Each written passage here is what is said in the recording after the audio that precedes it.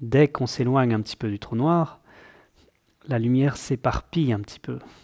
Et ça devient dualité progressivement, parce que les soleils s'écartent dans l'espace qui est noir. Donc on voit de la lumière éparpillée dans le noir.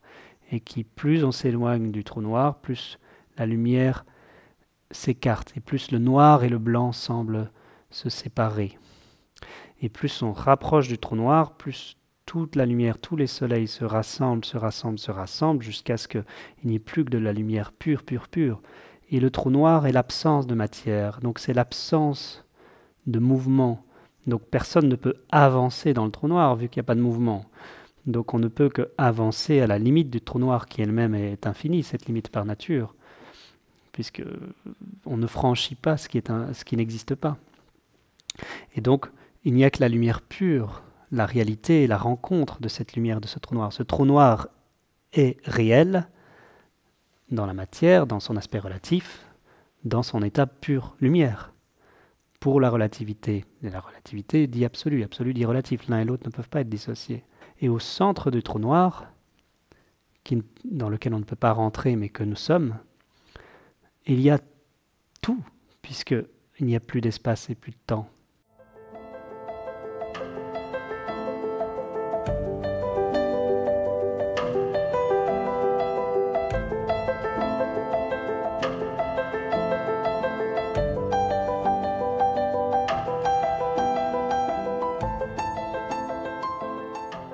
Si effectivement tu libères vraiment la conscience, sans personnifier, sans à moitié, etc., la conscience va forcément être globale et donc elle est unité. Donc quand ton corps, ça va faire l'expérience d'une ouverture du cœur, ton cœur c'est la sensibilité, et donc tu vas pouvoir effectivement vivre les émotions sans pour autant t'y identifier. Mais que ce soit une émotion qui traverse ici ou que ce soit une émotion qui traverse là, tu la vivras de la même façon.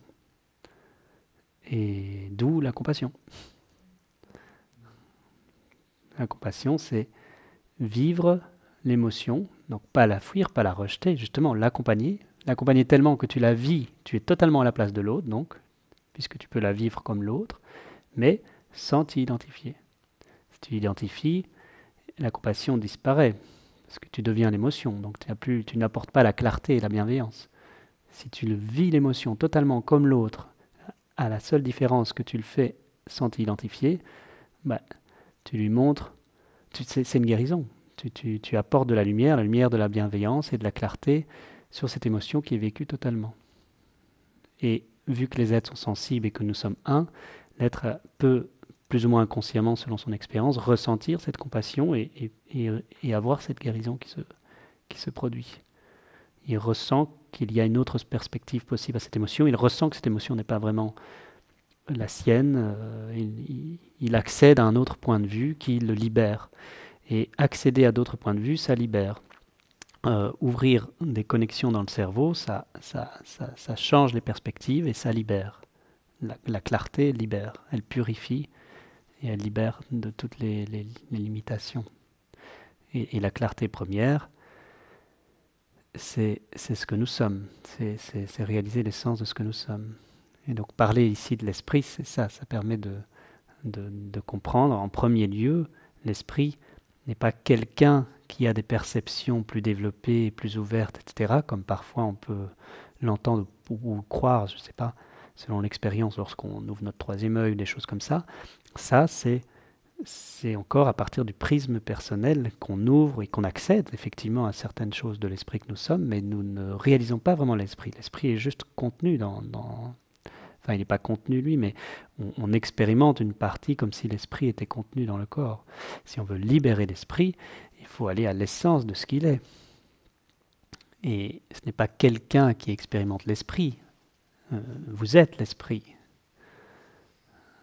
Et l'esprit que vous êtes, c'est, encore une fois, c'est partout en même temps. Donc l'esprit que vous êtes, quand il se réalise, vous êtes dans un champ transcendant. Donc toutes les simultanéités fonctionnent, toutes les polarités fonctionnent ensemble. Le noir va avec le blanc, le féminin va forcément avec le masculin, l'immobilité va forcément avec le mouvement. Tout est évident comme ça, tout va ensemble. L'observateur va forcément avec l'observé. Ce qui est vu est forcément celui qui voit. Tout est ensemble, l'autre est forcément soi, tout le temps. Et donc le 1 est forcément le multiple. Donc effectivement, ce n'est pas que 2 qui font 1, c'est le 1 qui fait la multiplicité et la multiplicité qui fait 1. C'est tous les chiffres qui sont ensemble. Il peut avoir, selon les êtres, une clarté, une connaissance sur tous les chiffres, toutes les combinaisons, tout qui devient évident, comme faisant 1, comme se répondant, comme le 9 fait le 8 fait le 7, etc. Tout qui devienne plus que cohérence. N'importe quel point de vue permet de voir l'ensemble sous ce point de vue. Si on change de point de vue, on voit cet ensemble sous cet autre point de vue. Donc tout est toujours unifié, unifié, unifié. Tout est toujours clair. Quel que soit le mot, quel que soit le pas, quel que soit le choix, quelle que soit la forme, c'est toujours évident. C'est toujours ce qui est maintenant. C'est toujours complet. Il n'y a rien à dire. Dans chaque endroit, il y a la totalité. À chaque endroit, il y a la source de tout ce qui est. À chaque endroit, il y a un point noir. Il y a un trou noir. À chaque endroit, il y a la source. Et l'horizon de cette source est tous les possibles. Et l'esprit a l'essence de ce que nous sommes. Si on libère cela, nous sommes cette source et nous sommes à l'horizon. Donc il n'y a pas de... Nous ne nous perdons pas dans la manifestation qui se déploie depuis cet horizon.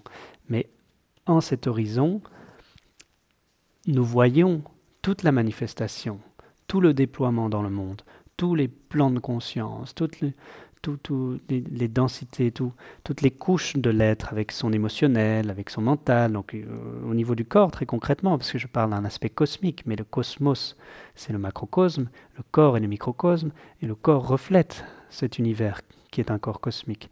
Donc au niveau du corps, tous ces plans sont là.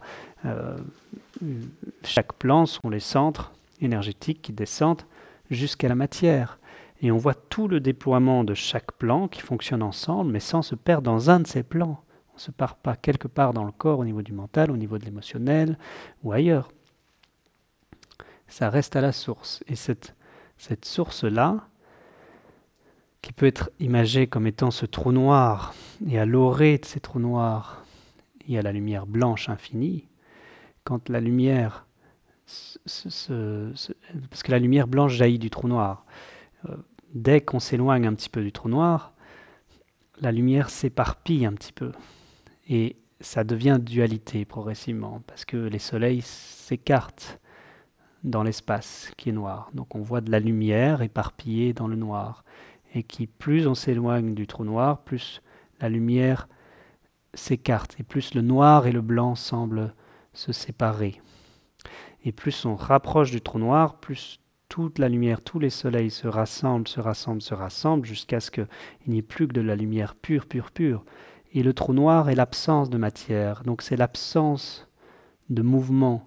Donc personne ne peut avancer dans le trou noir vu qu'il n'y a pas de mouvement. Donc on ne peut que avancer à la limite du trou noir qui elle-même est infinie, cette limite par nature, puisque on ne franchit pas ce qui n'existe pas. Et donc il n'y a que la lumière pure, la réalité, la rencontre de cette lumière, de ce trou noir. Ce trou noir est réel dans la matière, dans son aspect relatif, dans son état pure lumière. Ce trou noir ne peut être que réel dans son état pure lumière. Pour la relativité. Et la relativité dit absolu, absolu dit relatif. L'un et l'autre ne peuvent pas être dissociés. Donc, pour la relativité, c'est-à-dire pour l'expérience, pour le corps de lumière, pour la conscience que vous êtes, qui bouge, qui expérimente, qui crée, mais qui est à la source. Parce que le troisième œil est uni à la couronne. Donc, uni à tout ce qui est. Et au centre du trou noir, dans lequel on ne peut pas rentrer, mais que nous sommes, il y a tout, puisque il n'y a plus d'espace et plus de temps. Donc il y a tous les autres trous noirs à l'infini, qui eux-mêmes sont exactement la même chose, avec cette lumière. Et toute cette lumière infinie, à l'horizon, contient la manifestation, l'expérience du relatif. Et chaque trou noir, chaque singularité qui fait son expérience, étant donné qu'elle est tous les autres s'enrichissent de l'expérience d'un multiple. Tous les autres multiples s'enrichissent de l'expérience d'un multiple. Et chaque multiple, simultanément étant enrichi de cette expérience, vont s'enrichir d'une unique façon. Et eux-mêmes vont continuer en plus par leur propre mouvement, enrichis des autres, à eux aussi enrichir les autres. Et donc chacun s'enrichit les uns les autres, mais ça reste à l'orée de la manifestation. Et tout ça, tout cet enrichissement, qui n'est qu'une respiration de l'univers, fait déployer dans la matière, après, dans du rêve par exemple, pour le comparer à l'expérience humaine, fait déployer dans des plans de conscience de l'expérience, et l'expérience d'avoir un corps d'être humain, et de s'amuser ici dans cette retraite. Mais dans la source, vous pouvez vous amuser dans cette retraite.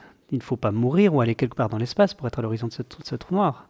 Dans votre corps, vous êtes l'entièreté de ces plans et vous pouvez être à la source de ce trou noir tout en pouvant célébrer la vie dans tous ces domaines, les plus entre guillemets ordinaires soient-ils. Puisque l'idée ici est de libérer pour célébrer et non pas pour fuir la réalité. Sinon, c'est qu'il y a quelque chose qui n'a pas été compris dans ce qui a été dit, puisque tout est là. Il n'y a donc pas besoin de chercher.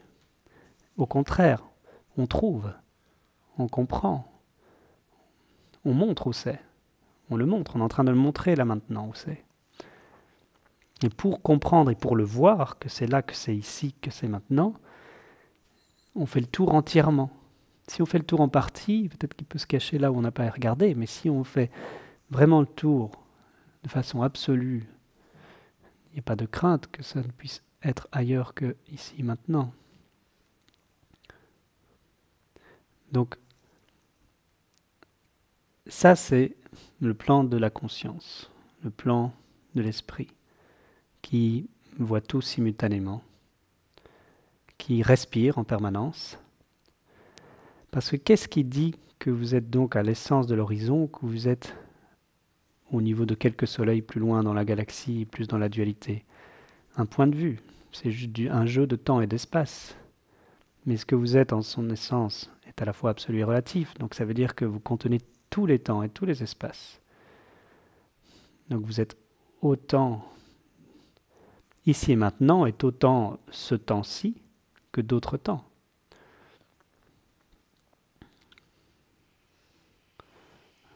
Vous voyez, c'est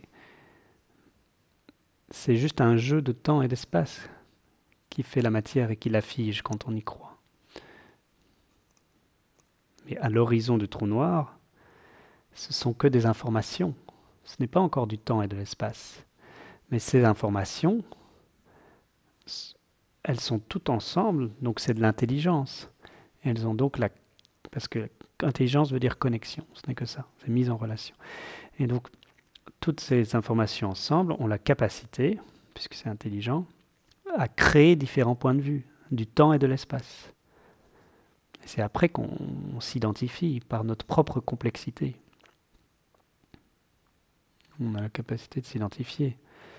C'est un jeu qui permet de créer le socle. Alors on n'est pas obligé de passer par l'identification, mais c'est un risque connu, entre guillemets. Ça permet de créer le socle qui permet à la matière, à l'esprit, de célébrer la vie dans ses différents thèmes, de toucher, de goûter, de se toucher, de pouvoir s'aimer, de pouvoir s'embrasser chacun, de pouvoir vivre pleinement dans notre chair ces émotions qui, à partir de l'esprit, sont juste reconnues. On veut prendre un corps pour sentir et goûter ce que c'est l'unité. Et ça se transforme en ce qu'on appelle, nous, l'amour. Et là, vous voyez, l'amour vient de l'esprit qui vient d'être exprimé. Donc, il y a ouverture du cœur. Cette clarté mène à l'amour, parce qu'il y a l'unité. Et quand cette unité embrasse tout, on comprend le corps. Et l'amour permet d'embrasser le corps. Et c'est ça qui est le sens de l'incarnation.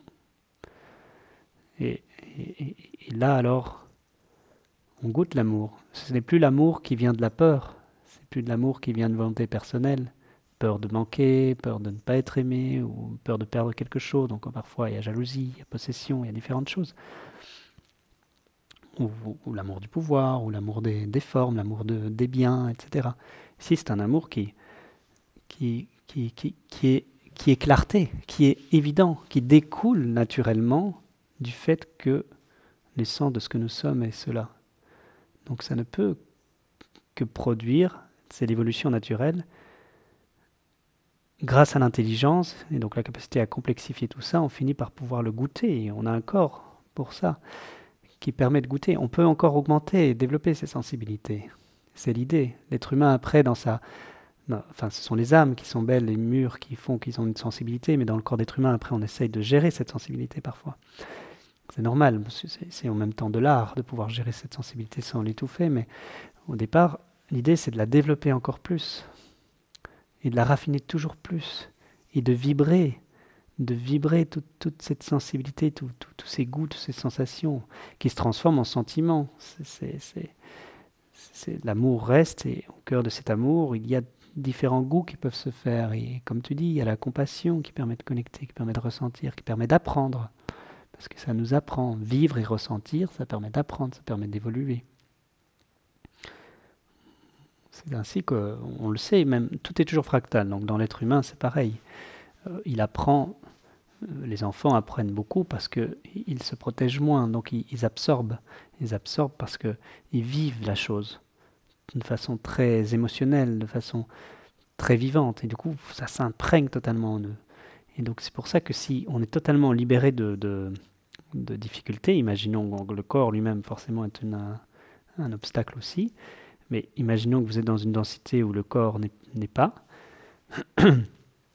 eh bien, vous êtes à nu, complètement en résonance avec ce qu'il fait, mais vous êtes immédiatement l'information que vous touchez, que vous connectez. L'apprentissage ne passe pas par un processus lent d'intégration. Vous êtes immédiatement ça, donc vous vous fondez aux informations, vous apprenez, parce que ça passe par le vivant, ça passe par le... donc j'ai dit que vous n'avez plus ce corps-là, mais vous avez un corps qui permet de ressentir quand même, un corps peut-être plus lumineux, mais vous ne perdez pas ce que vous avez appris, vos outils. Hein, vous pouvez à la fois être, comme on l'a dit, du point de vue de la conscience, ce n'est pas personnel, vous ne vous identifiez pas, mais vous pouvez aussi vivre sur le plan relatif, cet amour, le ressentir.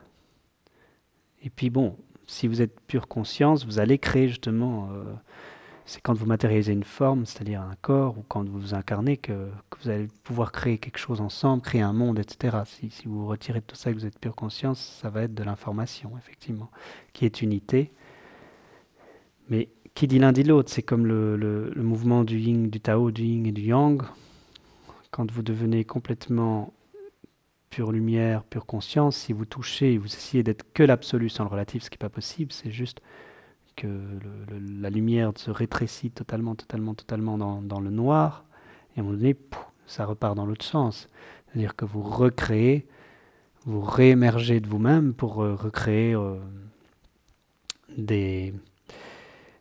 selon votre niveau de conscience et l'expérience de votre densité, des mondes, une conscience collective ou une incarnation à différents endroits, et vous recréez des expériences de création qui vous permettent de vivre et de goûter cet amour qui est à l'essence. Cet amour qui rassemble, cet amour qui alchimise, cet amour qui est source et réserve de création pour enrichir davantage. Et donc à partir de là, l'amour qui rentre dans votre corps, là maintenant, est un amour plein, un amour qui part de l'essence de ce que vous êtes. C'est pour ça que je est amour. Mais c'est tout ce qui est. Ce que vous êtes est tout ce qui est. Je suis est tout ce qui est. Tout ce qui est, comme le Tao qu'on vient de dire, noir, blanc, noir, blanc, je est tout ce qui est. Et tout ce qui est devient je. Au moment même où je nais, il meurt dans ce qui est. Et ce qui est naît dans je. Vous voyez ? Ce qui est dilaté, je est concentré. L'un ne peut exister sans l'autre. Pour rester à l'horizon, cette danse doit continuer. Mais je l'exprime dans la matière d'une façon alternée. Mais en essence, c'est simultané. C'est à la fois ce qui est, à la fois je. L'unité, mon Père et moi sommes un, c'est ça. Et ce je s'incarne par le cœur. C'est ce qui est, c'est vaste.